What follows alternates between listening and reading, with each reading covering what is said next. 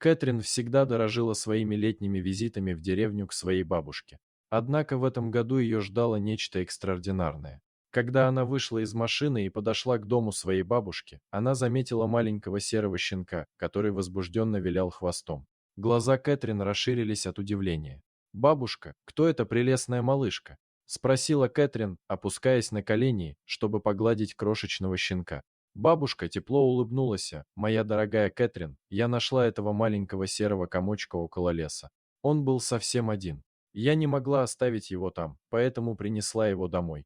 Кэтрин была мгновенно поражена обаянием щенка. Она решила назвать его Джеффом. С этого момента Джефф стал постоянным спутником Кэтрин во время ее летних прогулок. Он следовал за ней, куда бы она ни пошла. Пока Кэтрин оставалась в деревне, она заботилась о Джеффи, как о собственном ребенке. Она кормила его коровьим молоком и давала ему мясо, чтобы обеспечить его рост и благополучие. Кэтрин даже пыталась научить его некоторым основным командам, но Джефф часто отвечал ей игривым безразличием, заставляя ее смеяться. Дни превратились в недели, и вскоре Джефф вырос до размеров взрослой собаки.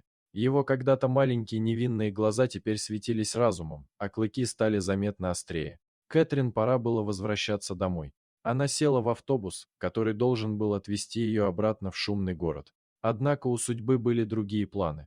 Всего через 3 километра автобус внезапно остановился, из двигателя валил дым. Водитель объявил, что им нужно дождаться замены автобуса, но Кэтрин знала, что не может позволить себе опоздать на свой рейс. Полной решимости, она решила идти по шоссе, несмотря на то, что до аэропорта было еще 5 километров. Пока Кэтрин шла, ее сердце колотилось в груди, рядом с ней с визгом остановилась машина. Вышли трое мужчин с далеко не благородными намерениями. Паника охватила Кэтрин, когда один из мужчин схватил ее, а двое других удерживали ее. Она звала на помощь, ее голос был отчаянной мольбой в безлюдной местности. А затем, словно в ответ на ее зов, яростный и первобытный рев нарушил тишину момента.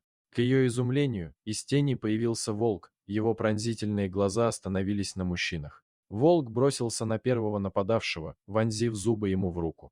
Двое других бросились защищаться, но свирепость волка не знала границ. Он сражался с неумолимой решимостью, оставляя нападавших в крови и синяках. После жестокой атаки мужчины быстро отступили, в их глазах был явный страх. Когда машина умчалась, Кэтрин стояла там, дрожа, ее сердце было наполнено смесью благодарности и страха.